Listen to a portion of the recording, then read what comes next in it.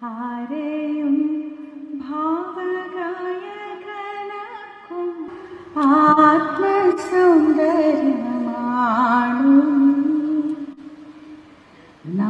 നമ്രശിശര നിൽപ്പൂ നിൻ മുന്നിൽ കമ്രനക്ഷത്ര കന്യകൾ ആരെയും ഭാവഗായകനാക്കും ആത്മസൗന്ദര്യം ആണു നീ.